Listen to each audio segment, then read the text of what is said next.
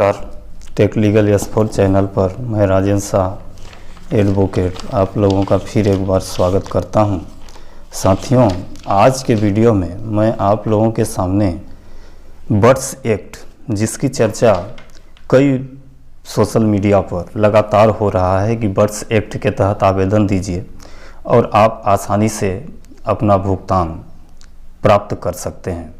साथियों, birds act के बारे में आज हम विस्तार से चर्चा करेंगे। ये बर्ड्स एक्ट है क्या? साथियों, the banning of unregulated deposit scheme act 2019, इसको शॉर्ट में बर्ड्स एक्ट कहते हैं।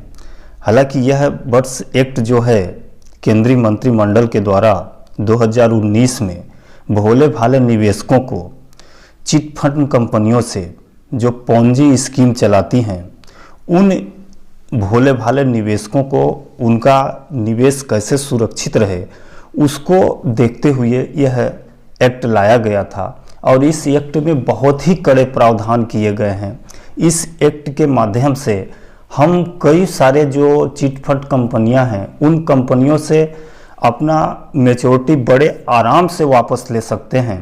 और यह पूरे देश में लागू है। यह एक्ट पूरे देश में लागू है, जिसमें हर स्टेट अपना अथॉरिटी नियुक्त की हैं और कोर्ट को भी नियुक्त किया गया है, जिनके माध्यम से ले सकते हैं। चूँकि ये अनरेगुलेटेड स्कीम है, जिस पर किसी तरह का अनियमित यानी कंट्रोल ना हो, और वो भोली भाली जनताओं को गुमराह करके कि आप इतना जमा करें, आपको हम इतना देंगे। तो इस तरह से इस स्कीम के बारे में हम देखते हैं कि इसमें बहुत कुछ दिया है। देखिए, इसमें हम जो कार्यवाही करेंगे इस एक्ट की स्कीम में 3, 4, 5 इसका जो इस एक्ट का जो धारा है, धारा 3 banning of unregulated deposit scheme, यानी धारा 3 के तहत हम उन स्कीम को बैन करा सकते हैं, उन कंपनियों को ख़त्म करा सकते हैं। और चौथा जो है, चौथा ही बहुत ही महत्वपूर्ण धारा है इस एक्ट का, जो 4 है। 4 के तहत हम फ्रॉडुलेंट डिफ़ॉल्ट इन रेगुलेटेड डिपॉजिट स्कीम, यानी कि हम धारा 4 के तहत जो भी कंपनियां हम लोगों से वादा की हैं कि हम इतना दिन में इतना रुपए आपको देंगे, अगर वो नहीं देती हैं तो हम धारा के 4 के तहत कार्रवाई कर सकते हैं। और धारा 5 के तहत भी इसमें हम उन लोगों के खिलाफ wrongful induction in relation to unregulated scheme, यानी गलत रूप से जानकारी दिए कि हम इतने दिन में इतना रुपए देंगे और नहीं दे पा रहे हैं, तो हम धारा 4 और धारा 5 के तहत हम इसमें कार्रवाई कर सकते हैं। और इसी एक्ट के धारा 7 में स्पष्ट लिखा है कंपोनेंट अथॉरिटी, यानी इसका कंपोनेंट अथॉरिटी कौन सा होगा। तो धारा 7 के प्रयोग करके जितने भी राज्य सरकार हैं अपने यहाँ कंपोनेंट अथॉरिटी नियुक्त किए हैं। और धारा 8 में डिजिनेटेड कोड भी निर्धारित किया गया है। आप इसकी जानकारी अपने स्टेट गवर्नमेंट से ले सकते हैं। उन स्टेट गवर्नमेंट के टोल फ्री नंबर होते हैं सहायता के लिए या हेल्प के लिए, वहाँ से आप जानकारी ले सकते हैं। हालांकि जितने भी डिस्ट्रिक्ट कोर्ट हैं, डिस्ट्रिक्ट कोर्ट के सेकेंड एडिशनल जज को इस एक्ट को पालन करने के लिए निर्धारित किया गया है। और कंपोनेंट अथॉरिटी में कलेक्टर को नियुक्त किया गया है। जितने भी राज्य के कलेक्टर हैं, उन कलेक्टर्स के यहाँ हम आवेदन दे सकते हैं। अब इसमें होता क्या है कि जैसे ही हम इसमें कार्यवाही करने के लिए आवेदन देते हैं, तो आवेदन में इसमें देखिए इस रेगुलेशन में बहुत कुछ प्रावधान किया गया है, जिसमें हम आरोपी को अधिकतम 10 लाख रुपए तक का जुर्माना और उनकी जो अचल संपत्तियां हैं उन संपत्तियों को जब्त कर सकते हैं। और जब्त करने के बाद उन संपत्तियों के नीलामी से हम निवेशकों का भुगतान दिला सकते हैं। ये इसमें प्रावधान किया गया है। धारा 21, 22, 23 में ये सब स्पष्ट रूप से इसमें पनिशमेंट के बारे में दिया गया है। जो सेक्शन 3 का वायलेशन करता है उसको धारा 21 में पनिशमेंट है। जो 4 का वायलेशन करता है उसमें धारा 22 में है। और जो 5 में करता है उसको धारा 23 में पनिशमेंट दिया जाता है। अब इसके जो अपराध हैं ये सभी नॉन बेलेबल अपराध हैं, जिसमें जमानत नहीं होगी। जमानत का इसमें प्रावधान नहीं है। जब तक कि वह सिक्योरिटी डिपॉजिट माननीय न्यायालय के समक्ष जमा नहीं कर देता, तब तक इसमें जमानत होने का प्रावधान नहीं है। तो यह बहुत ही अच्छा, बहुत ही स्ट्रांग एक्ट है, बर्ड्स एक्ट जो है। अब इसमें हम थोड़ा सा देखते हैं इसमें कि कौन कौन सी कंपनी आएंगी, कौन कौन सी, इसमें क्या दिया है, थोड़ा सा हम इसके बारे में जानकारी, इसमें सारा चीज़ दिया है। कंपोनेंट अथॉरिटी क्या है, means authority appointment by the appropriate government under section 7 के तहत वो कंपोनेंट अथॉरिटी नियुक्त करेगी। अब इसमें हम देखते हैं कि कंपनी कौन कौन सी होंगी, तो इसमें कंपनी के बारे में भी, यानी किन किन कंपनियों के बारे में हम इस एक्ट के तहत कार्रवाई कर सकते हैं, उसके लिए भी इसमें विस्तृत जानकारी दिया गया है। डिपॉजिट टेकर मीन्स यानी कौन के खिलाफ आप इस तरह के कार्रवाई कर सकते हैं, यानी इंडिविजुअल, आप ग्रुप, आप individual, a partnership concern, a partnership firm, ये limited liability partnership registered under a limited liability partnership act 2008, ये company, an association of person, ये trust being private trust government under the provision of Indian trust 1882, or public trust whether register या not registered. 8वां number में दिया है एक cooperative society or multi state cooperative society, जो सहारा की सोसाइटियां हैं वो भी इसमें कवर्ड हैं। Any other arrangement of whatsoever nature receiving or soliciting deposit but does not include, माने इसमें ये कंपनियां इंक्लूड नहीं हैं।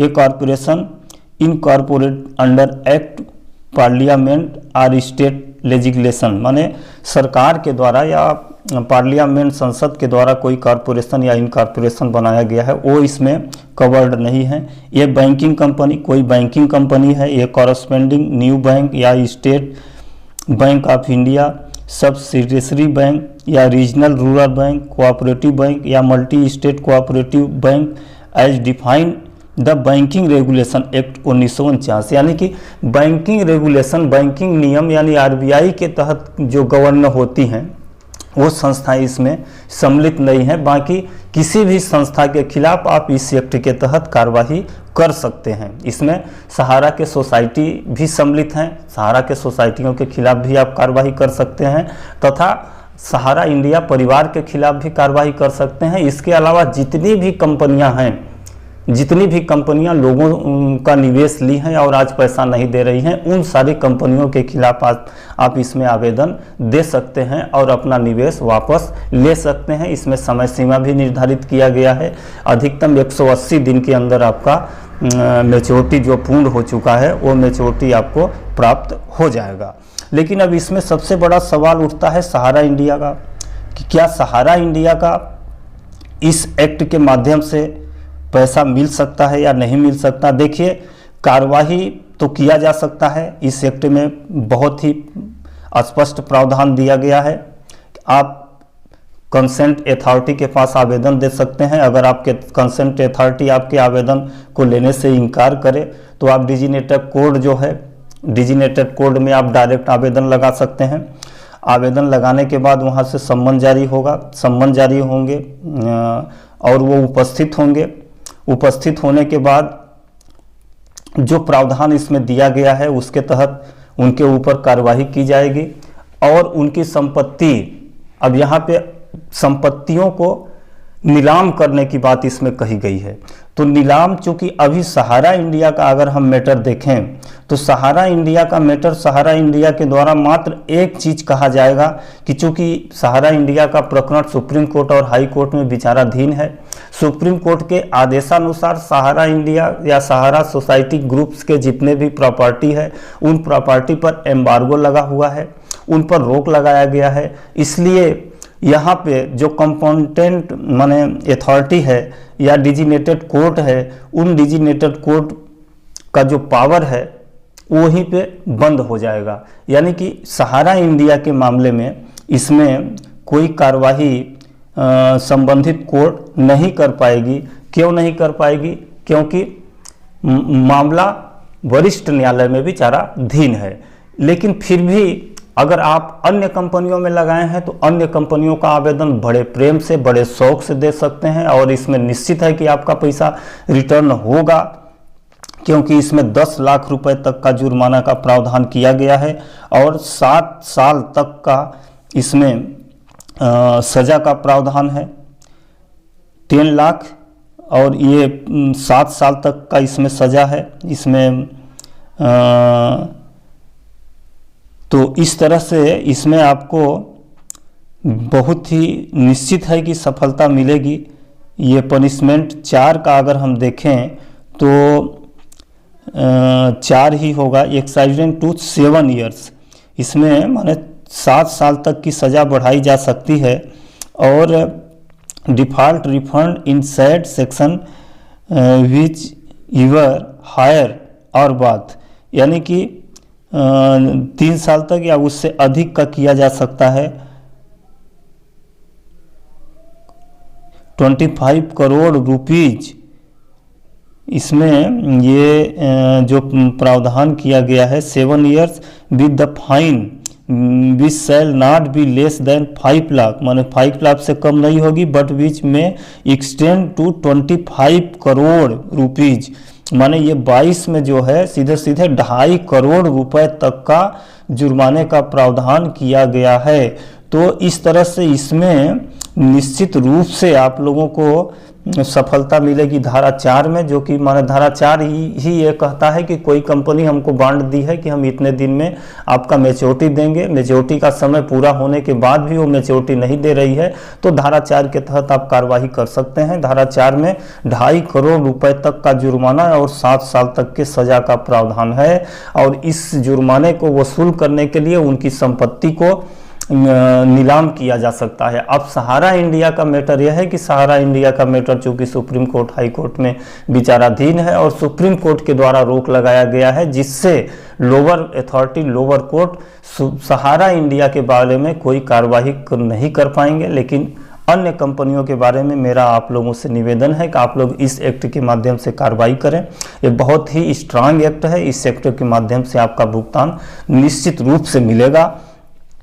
हाँ, एक चीज़ और कहना चाहते हैं कि आप बहुत परेशान हैं तो आप सहारा इंडिया या सहारा ग्रुप का भी इसमें आप कार्रवाई कर सकते हैं। लेकिन सहारा ग्रुप में कार्रवाई करने के लिए आपको सबसे पहले तो सहारा से आपको आवेदन देना होगा कि भैया हमारा मैच्योरिटी इस तारीख को पूछ गया है, आप हमारा मैच्योरिटी दिलाएं, उसका रिसीविंग रखें। उसके वरिष्ठ कार्यालय को इस जब मैच्योरिटी का भुगतान ना हो तो वरिष्ठ कार्यालय को दें, वहाँ का भी आप रिसीविंग रखें। फिर आप उसके खिलाफ कलेक्टर के यहाँ आवेदन दीजिए, कलेक्टर के यहाँ का भी रिसीविंग रख लें। माने आपके पास सारा प्रूफ होना चाहिए, तभी आप यहाँ कोर्ट में इसको चैलेंज कर सकते हैं बर्ड्स एक्ट के अनुसार। अगर आपके पास रिकॉर्ड नहीं है तो आप बर्ड्स एक्ट में चैलेंज नहीं कर सकते। यानी ऐसा होना चाहिए, ये नहीं कि आपकी मैच्योरिटी पूछ गई है और आप कहीं पे आवेदन नहीं दिए हैं और डायरेक्ट बर्ड्स एक्ट में लगा दिए तो आप सक्सेस नहीं होंगे। तो आप सबसे पहले जो आप जिस ब्रांच में किए हैं उस ब्रांच से रिसीविंग लें, 15 दिन 20 दिन रुकें। इसके बाद उसके वरिष्ठ शाखा जो है वहाँ से रिसीविंग लें। इसके बाद हो सके तो जो उसका थर्ड है, मेन जो है, उस ब्रांच में भी दें, वहाँ भी कार्रवाई के लिए रुकें। इसके बाद आप कलेक्टर के यहाँ दें। इसके अलावा आप एक आवेदन और दे सकते हैं सहारा के ब्रांच में कि हम चूँकि सहारा सोसाइटी के सदस्य थे लेकिन अब हम इसमें सदस्य नहीं रहना चाहते हैं, हमारी सदस्यता कैंसिल किया जाए और हमारा जो भी मैच्योरिटी बनता है उस मैच्योरिटी को भी दिलाया जाए।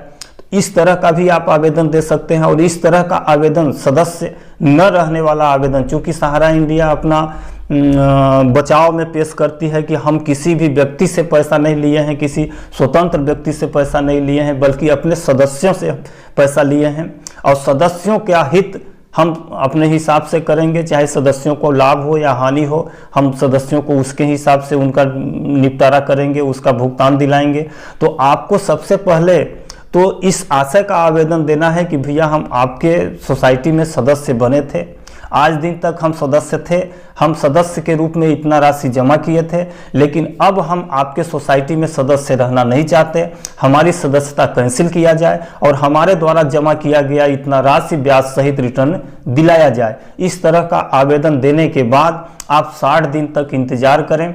60 दिन के अंदर में अगर आपका भुगतान देने के लिए होगा तो सहारा ग्रुप्स के द्वारा दे दिया जाएगा, अगर नहीं भी दिया जाएगा तब भी यह माना जाएगा कि 60 दिन में आपका सदस्यता स्वयं समाप्त हो गया, यानी उन सहारा ग्रुप को समाप्त करने की आवश्यकता नहीं है। आपकी सदस्यता आवेदन देने के 60 दिन बाद समाप्त हो जाएगी। इसके बाद आप कंपोनेंट अथॉरिटी के पास आवेदन बर्ड्स एक्ट में दें या डिजिनेटेड कोर्ट जो है उस कोर्ट में डायरेक्ट आप परिवाद फाइल करें बर्ड्स एक्ट के माध्यम से।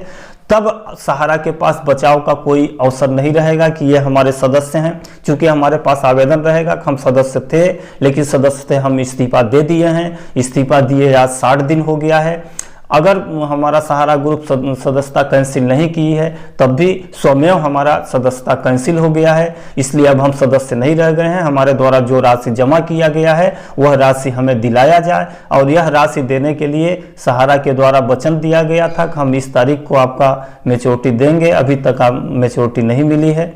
इस तरह से हमारी मैच्योरिटी इस एक्ट के माध्यम से दिलाया जाए तो निश्चित रूप से बर्ड्स एक्ट के माध्यम से हमें सफलता मिलेगी और हम लोगों की मैच्योरिटी मिलेगी। इसी के साथ साथियों मैं अपनी वीडियो आज समाप्त करता हूं। कृपया अच्छा लगा हो तो इसे शेयर लाइक करें, चैनल पर नए हों तो कृपया हमारे चैनल को सब्सक्राइब कर लें। आगे मैं आप लोगों से इसी तरह से जानकारी से संबंधित वीडियो लाता रहूँगा। साथियों नमस्कार।